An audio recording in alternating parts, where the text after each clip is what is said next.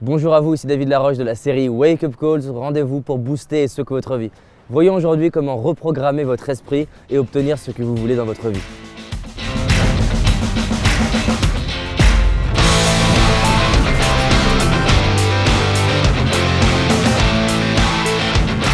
J'entends souvent des personnes me dire oui mais moi j'ai pas envie de me reprogrammer, j'ai envie d'être tel que je suis. Et j'aime souvent leur demander mais ce que tu es aujourd'hui, comment ça se fait que tu l'es? Et souvent les personnes me font un petit filet de bave et commencent à bugger parce qu'ils se réalisent en fait que simplement qui ils sont aujourd'hui est le fruit de leur programmation du passé. Ils sont aujourd'hui le fruit de ce qu'on leur a répété en boucle dans le passé. En fait, on est le fruit de nos programmations. Est-ce qu'on est né avec un accent? Non, on a développé cet accent. Donc on a programmé notre accent. L'objectif de cette vidéo, c'est de vous donner 6 outils qui vont vous permettre de programmer littéralement votre esprit et d'avoir ce que vous voulez dans votre vie. Je vous garantis qu'en utilisant ça, vous allez être surpris à quel point vous pouvez obtenir plus dans votre vie. Les 6 étapes que vous allez découvrir, si vous les utilisez, marchent. Elles sont le fruit des recherches que j'ai pu avoir dans toutes les personnes que j'ai interviewées et étudiées, dont j'ai décortiqué leur réussite. La première chose, c'est que si vous voulez reprogrammer votre esprit, vous devez définir ce que vous voulez. Il faut imaginer l'esprit et le cerveau comme un Google. Dès lors que je mets une requête, c'est-à-dire une recherche qui est claire, je vais avoir des réponses qui sont claires. Une partie du cerveau s'appelle le système réticulé activateur et en fait simplement la partie du cerveau qui a pour but de filtrer à l'extérieur ce qui répond à l'intention que je pose. Si par exemple je pose l'intention d'aller chercher à l'extérieur par exemple tout ce qui est relatif aux médias, je vais avoir une attention particulière à tout ce qui est de l'ordre des journalistes, des médias, de la presse ou quoi que ce soit. Et donc du coup ça va me donner des nouvelles informations et ça va me permettre de filtrer le monde extérieur d'une façon où je vais pouvoir l'utiliser et réaliser mes projets, ce qui est important pour moi. Donc la première étape, c'est définissez ce que vous voulez. Qu'est-ce que vous voulez atteindre? Qu'est-ce qui est important pour vous? Comment est votre vie dans un an si tout est possible? Plus vous allez le définir, plus vous allez pouvoir l'obtenir. Plus vous allez imaginer la vie que vous voulez dans le futur, plus vous allez être en capacité finalement de devenir le vous du futur maintenant. Donc j'insiste sur cette étape qui reprogramme votre esprit, c'est de passer du temps à déterminer, définir, designer, dessiner le vous du futur, la vie dans le futur. Définissez-le le plus clairement possible. La deuxième chose, quand vous avez dessiné et imaginé le futur, vous avez défini la vie dans le futur, défini votre programmation du futur, à quoi vous ressemblez dans le futur, c'est de ressentir le plus souvent possible le vous du futur. Et j'insiste sur le mot ressentir. Il ne s'agit pas juste de se dire oui, j'ai compris ce que je veux. Il s'agit de se dire je ressens que je le suis déjà. Et ça, le plus souvent possible dans la journée. Par exemple, de marcher comme la version du futur, de penser comme la version du futur, de dépenser mon argent comme la version du futur et de me dire tiens, je me ressens être cette version-là. Parce que je suis dans le présent ce que j'ai le plus été dans le passé. Donc si dans le présent, je me mets à être ce que je veux être dans le futur, je vais le devenir. Donc pour distinguer avec la troisième clé, dans le 2, je ressens que je le suis. Dans le 3, je vais agir clairement en me disant tiens, comment est-ce que le moi du futur agirait? Comment est-ce que le moi dans 10 ans agirait? Donc il y en a un, c'est je ressens, je le suis. L'autre, j'agis. Par exemple, je suis au restaurant.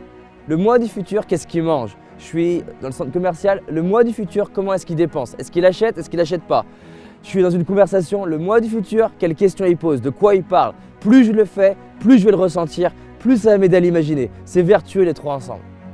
4, c'est une autorisation que je me donne. Plein de fois, j'ai eu du mal à devenir le moi du futur, non pas parce que je n'arrivais pas à le ressentir, non pas parce que je ne savais pas ce que je voulais, non pas parce que je ne savais pas quoi faire, mais parce que je ne m'autorisais pas à l'être.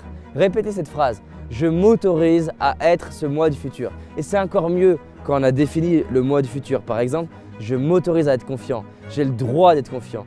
Donnez-vous la permission d'être confiant. Qui d'autre peut le faire? Imaginez que vous êtes un parent bienveillant et maintenant vous dites je me donne le droit de l'être. Et vous allez voir, ce droit que vous donnez va changer les choses. La 5e façon de programmer votre esprit, c'est par des questions vraiment très puissantes. Posez-vous des questions de plus en plus puissantes. Les questions, c'est un art qui se raffine. Donc par exemple, des questions puissantes, c'est voilà, quelle serait la différence de ma vie? Qui est-ce que j'ai envie de devenir? Comment ma vie, qu'est-ce qui ferait que ma vie soit idéale? À quoi je sais que j'ai atteint l'objectif? À quoi je sais que je suis heureux? Tiens, à la fin de ma vie, qu'est-ce qui fait que je suis fier de moi? Si j'avais un message à donner à l'humanité, lequel ça serait? Toutes ces questions de qualité reprogramment mon esprit. Chaque question crée des nouvelles connexions neurologiques. Je vous invite à être une machine à questions avec vous-même, avec les autres, dans vos interactions, parce que ça va littéralement reprogrammer votre esprit. La plupart des gens qui ont la vie d'aujourd'hui, qui ressemble à la vie d'avant, c'est parce qu'ils se posent les mêmes questions qu'avant. Posez-vous des nouvelles questions que vous ne vous posiez pas d'habitude. Et c'est fou, j'ai beau savoir ça, j'ai beau connaître par cœur ce truc-là, le nombre de fois où j'ai réalisé que ça faisait 1 an que dans une situation donnée, je ne me posais pas la question. Par exemple, je sais pas, on me disait, voilà monsieur, c'est pas possible ce truc-là. Et avant, je disais, ok. Et maintenant, je me dis, et si c'était possible? Puis, et si c'était possible, comment ça serait? Avant, je me le posais à moi. Et maintenant, je le demande. Je demande à la poste, tiens, et si c'était possible, ce serait comment? Et comment on pourrait faire pour que ça soit possible? Ouais, mais j'en sais rien, monsieur. Et qui saurait comment ça serait possible? Ou qui pourrait faire que ça soit possible? Toutes ces questions-là, elles sont magiques. Je les connaissais il y a 4 ans, mais plus je les utilise, plus ma vie, elle change. Donc, posez des questions de qualité. La sixième clé, c'est la visualisation.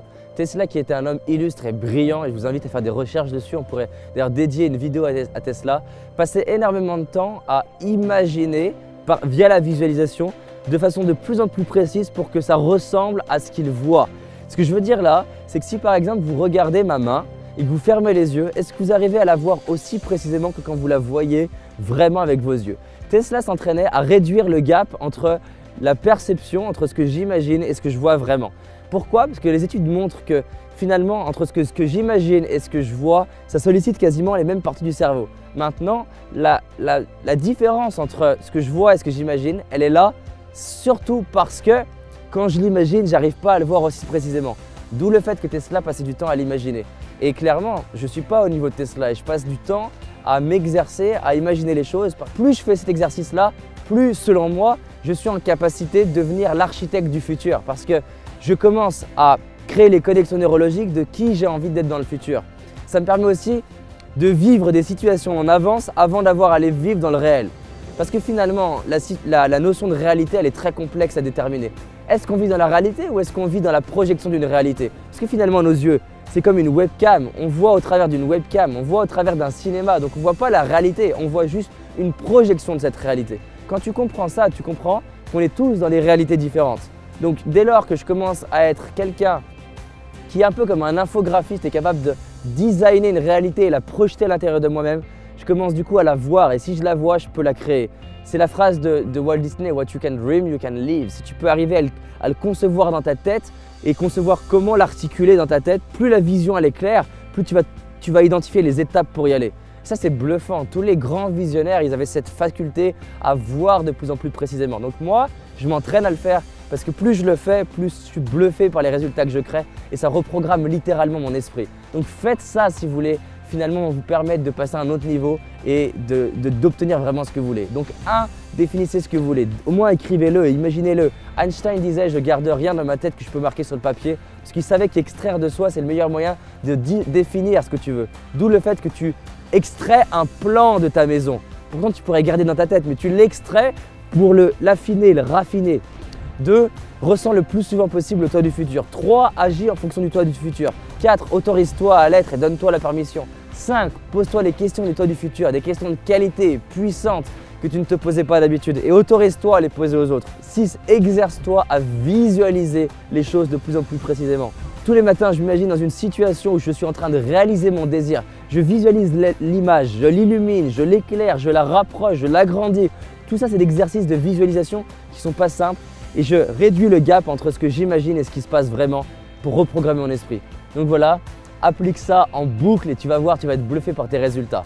Et surtout, rappelle-toi, on avance ensemble. Et si tu aimes mes vidéos, abonne-toi à ma chaîne YouTube, partage les vidéos et on avance ensemble, encore une fois. Merci à toi.